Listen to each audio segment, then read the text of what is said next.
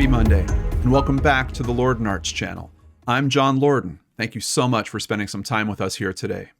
Case Cracked is the show where we look into a mystery, and what are the critical pieces that help solve that mystery.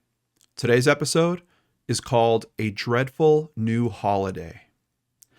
It was a crisp autumn day on September 20th, 1982, and Kellyanne Prosser was both excited and scared to make her first trip home alone from school. Her siblings were in junior high school, but 8-year-old Kelly was still in elementary. Both her parents, Linda Gardner, and her stepfather, Ross Kelly, worked and would be unable to walk her home each afternoon, so Kelly learned to do it on her own.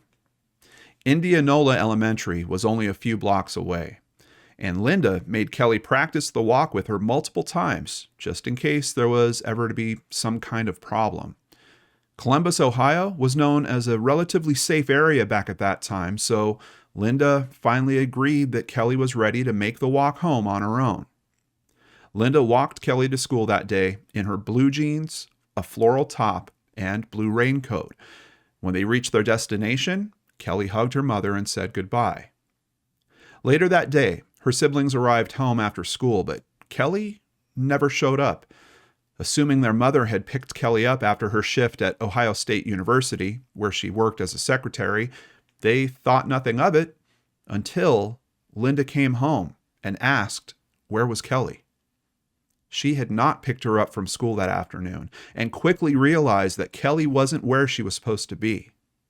Linda immediately left to look for Kelly, and by 6 p.m., she called the police. A search party consisting of more than 30 officers and a tracking dog searched into the early evening and tracked her scent to an area near her home, but found nothing else. When people in the community were questioned, witnesses reported seeing Kelly in the area as she walked to and from school. Teachers reported that she was there, spent the day as she would any other, and even stayed late to help water plants. When darkness fell, the search was stopped until the next morning. The next day, about 20 miles away in Madison County, a family was driving down the road when their daughter noticed a blue raincoat on the roadside. Aware of Kelly's disappearance, the family pulled over and saw a smear of blood on the right sleeve. Police were soon called in to start searching the cornfields near where the raincoat had been found.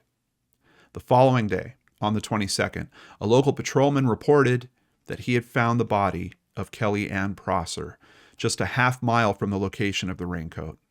An autopsy would show that she had been beaten, sexually assaulted, and strangled. Investigators examined the crime scene. Little evidence was found, although DNA samples were taken from Kelly's body. Tests would show that one sample was hers and the other was from an unknown donor. Next, investigators focused their efforts on who in the area could be responsible. One person was a man who had recently appeared on police's radar when he assaulted an 11-year-old girl. He had since left for West Virginia, but when he heard investigators were looking for him, he came back to Ohio and turned himself in. When his alibi checked out, he was cleared and released. Other persons of interest came under scrutiny, including a man named Harold Warren Jarrell. Jarrell lived in the area and had recently been in prison for assaulting another girl, but no connection could be found between the two or any of the people that they questioned. In frustration, Kelly's biological father, Marty Hoffman, told the press, quote, "The big thing on my mind is that I hope Kelly didn't suffer. I can't imagine the terror she went through, 8 years old and grabbed off the street by some guy. I wanted to talk about this so maybe one family can be spared this pain. The community has to know how much jeopardy their kids are in." Soon after, a warning was issued in the editorial section of the Richwood, Ohio Gazette. It urged parents to sit with their children and talk about stranger danger and what to do in those situations. It also told members of the community to always keep their eyes and ears open so they could help to ensure the safety of the children. Despite all their efforts, Kelly's case grew cold and would stay that way for decades.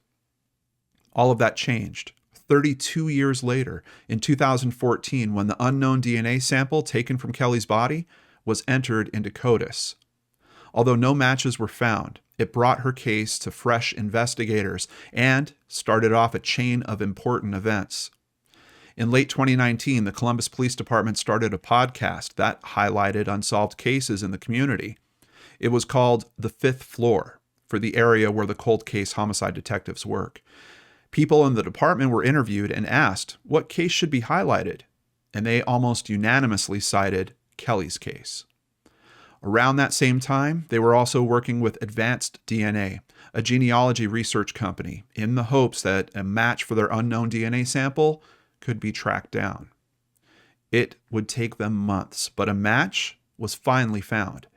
It pointed to none other than Harold Warren Jarrell.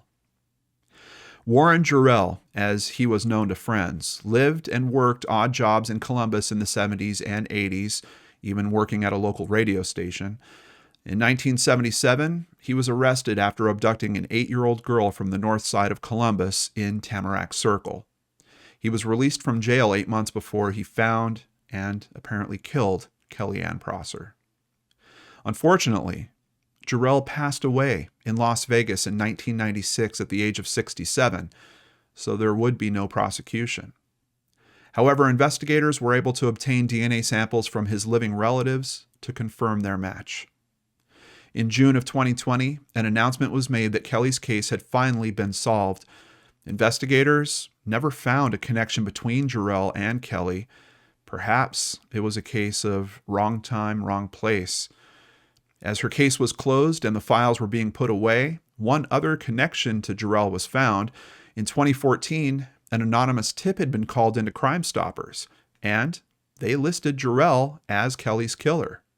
Unfortunately, the caller spelled his name differently, and no connection was made at the time. As investigators reminisced about the case, they talked of how, through determination and love, Kelly's mother, Linda, had always kept her child on everyone's minds. Year after year, Linda sent cards and letters to investigators, always containing a picture of Kelly so that she was never forgotten. The family's victim statement spoke of a pain that would never end, a life that could never be replaced, and the burden they must bear even today. Quote, "When Kellyanne left for school the morning of September 20th, 1982, we did not expect our time with her would abruptly end, or that our future would change in every way imaginable. One moment, we had this dazzling, mischievous 8-year-old girl. Then suddenly, all we had left were memories, photographs that will never age, a calendar marking a dreadful new holiday, a grave, and pieces of Kelly's life stored in a box." The family does feel that in time, they will be able to show empathy for Kelly's killer. Quote, "Forgiveness is not forgetting. Forgiveness means letting go of the pain the incident caused us. And truthfully, hatred is too heavy a burden for anyone to bear." Case cracked. I would like to thank CNN.com, newspapers.com, USA.com, theburr.com, thecinemaholic.com, and forensicmag.com. Of course, the biggest thank you goes to Christy Arnhart for researching and writing up today's case. And here she is now to discuss it with us. Christy, as we're hearing more and more cases solved by genetic genealogy, we're certainly starting to see a trend of cases where we have an outcome like this. We wind up knowing who did it, but they're already deceased. And what does that leave the families with? I know. And her family said they felt no closure at the announcement and they didn't see justice served. They said, quote, "Without any means of restoring the previous life that was taken, there could never be such a thing as justice." That's really an interesting quote, because that even speaks beyond just the fact that, they can't find Jarrell and lock him up somewhere or something like that. Based on that quote, it sounds like that wouldn't even be justice in their eyes. It would be some way of having their precious loved one brought back to them. And of course, we know that that really could never happen. But no. There's also a bit of an interesting angle here that I don't know that criminals are thinking about. And I think we got to start putting the word out on this kind of stuff. All the way, you could get away with something all the way up till the end of your life, thinking, hey, I'm going to the grave. I never had to pay for this. No one ever knows that I did this. I truly got away with it. But the truth now, especially with genetic genealogy, is that you could still be found out. And that information might still become public, just like it has in this case. Obviously, there are all kinds of implications that might affect. I mean, of course, I think some of us are concerned with our legacy. What's the world going to remember of us? But also your family for decades after your death could be dealing with this kind of stuff. Well, not only that, but with online memorials, people can and are opening up with some strong feelings. For example, on the Find a Grave page for Jarrell, there are messages like, how could you? And may God have mercy on your soul. You need it.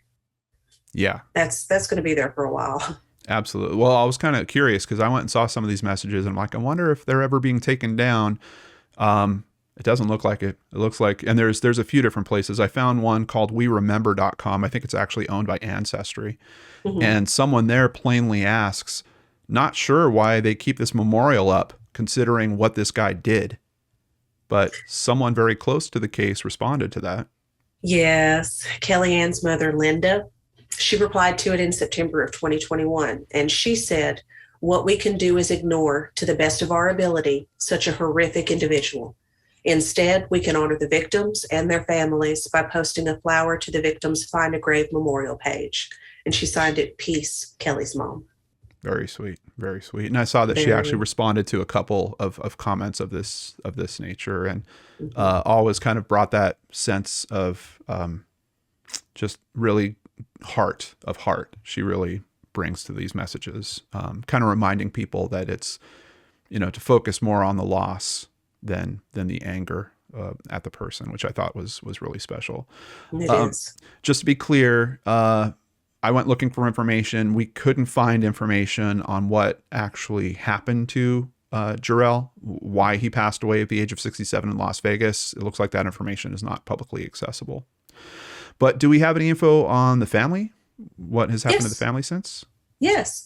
According to the Cinemaholic, as of May 2020, Linda, Kelly's sister Chrissy, and her brother are reported to still be living in Central Ohio. Okay. All right. Well, and we hope that they're finding the joy in their lives that they can, and hopefully having some warm memories of their time with Kelly. Absolutely. Thank you so much for all your hard work on today's episode. We really appreciate you. And I've got some other people to thank right now. Thank you, PayPal supporters Larissa Mertshank, Hillary Green, and Brandy Fry. For over 6 years, we've always run limited commercial ads here on YouTube. We can't do that without support.